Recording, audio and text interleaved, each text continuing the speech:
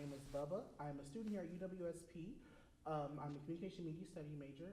We're going to be talking about a couple topics, and one of the topics today is being black on a predominantly white campus. I have two students here with me today, two of my very good friends. They're both student leaders on campus.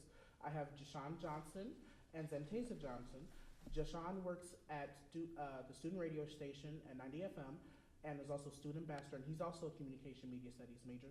Zantasia is the Sigma Delta Rho sorority president. She works at the case office on campus, and she's also an English major. So thank you for being here, guys. Thank you. I'm very happy to have you here.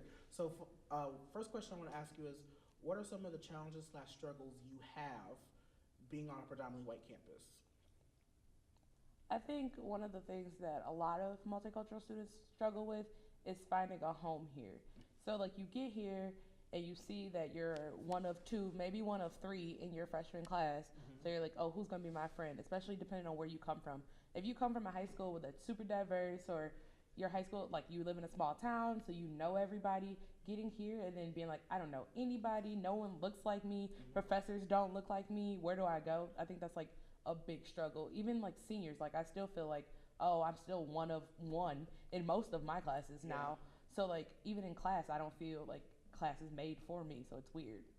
For me, I'll probably say it's more so for having a black professor, because more black professors keep it real with you other than most white professors. Because, like, if I had a black professor up here, I'll probably be more engaged in class. Like, I'm not saying that I'm not engaged in class, but if I had a black professor, I'll be, oh, this, that, and the third, and they're keeping it more real with me instead of just, picking up the rug and sweeping it under the rug, and not giving me the resources that I need that'll help me progress. I've noticed that too. A lot of professors sugarcoat or like skate around, so especially when it's like social issues. Yeah. A lot of them don't, or the ones that do try to talk about it mess up, which kind of leads to our second question.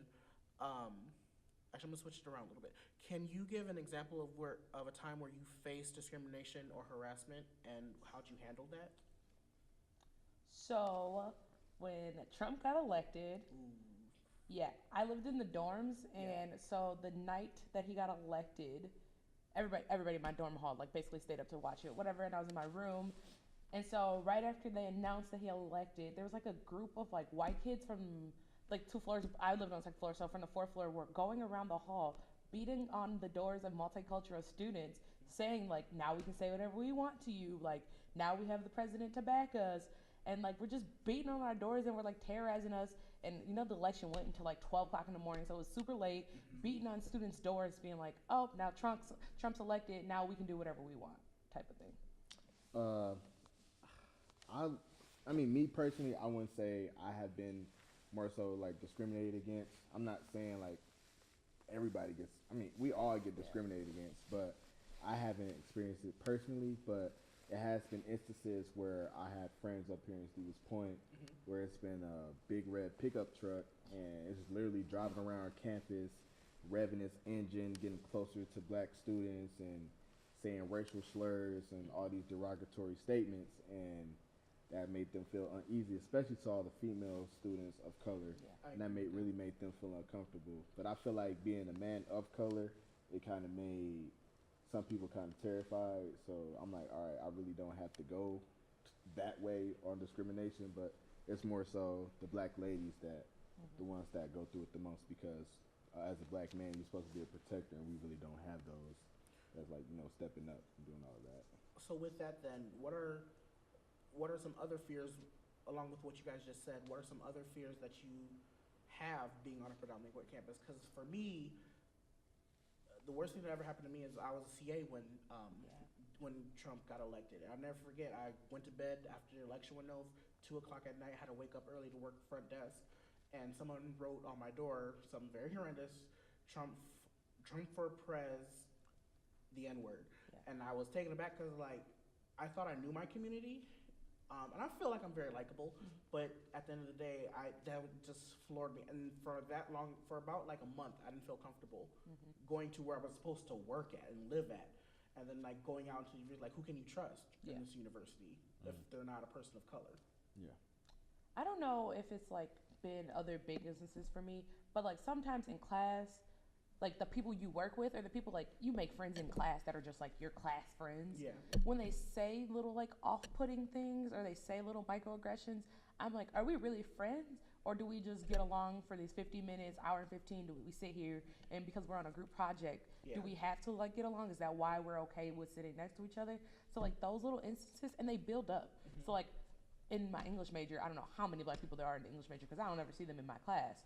So then when you're constantly sitting there, like, and then like, so if I had a class with you last year and you said something, and then this time you're saying something, and we're English major, so eventually we're gonna keep having class together, and you keep saying little statements, I'm like I don't feel safe in the class, or I don't feel comfortable to even raise my hand and talk either. And when you do, and you combat that, not even combat it, but like you call it out. Call it out. You're viewed as being like the angry black person in class. You're the angry black woman. You're always mad at something.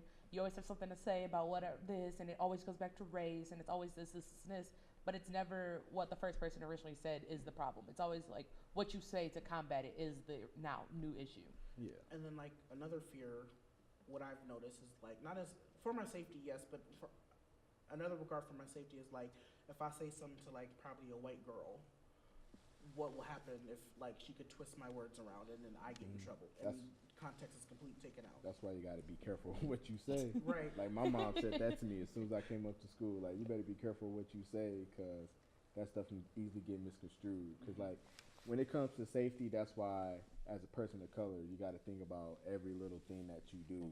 Yeah. And if somebody who's white and they do something, you probably just gonna give them like a little slap on the wrist, like, oh, okay, you're fine. But let it be me that does something wrong. I'm the one that's gonna get yelled at and get more charges pursued on me because I'm black. So it's like, why are they getting the lighter sentence versus me on all the other stuff? Because there'll be somebody who has weed in their residence hall towards me. They'll be like, oh, okay, you just gotta write a little paper, but I'll get kicked out of school. Right. Do you feel like HBCUs have the same problem? For those who don't know, HBCU is historically black colleges Or university. or universities. I don't know. I mean, with HBCUs, we do have normally white students attend those as well. Yeah. So I would say they probably do go through the same things as well. Mhm. So I mean, it all depends on what their community is like Yeah. and what they all got going on within their I wanted to go to an HBCU for the longest time. Also, it's like the HBCU. It's a thing. It's a thing in black culture. But also, I feel like the HBCU kind of like shelters you from the real world.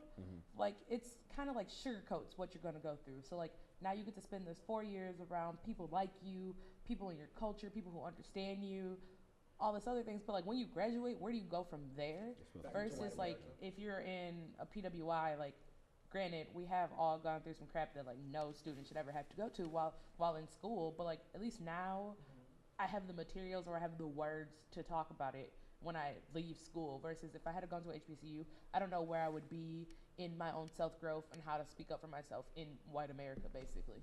I'm sorry. Are you okay? Yeah, I'm good.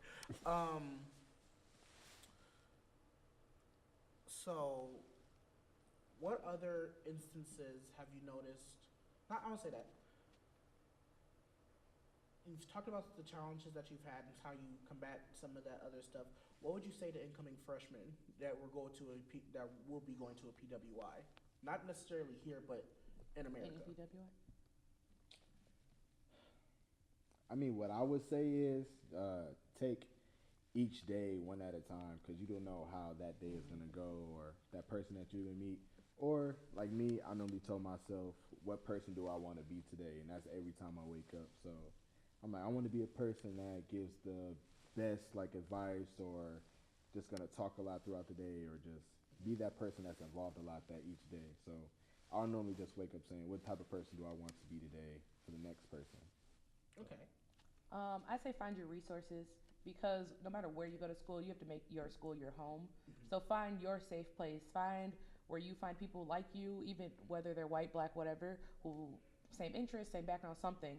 So find your safe spaces and find those resources so that you have them when you need them, or you just have them because you're having a hard day. Like, I just don't want to be in the world like right now. I just want to talk to you, or I want to sit with you. And in this space, this is our space, and this is where we go to decompress. This is where we go to talk about whatever we want. Find those spaces on whatever campus you happen to go to.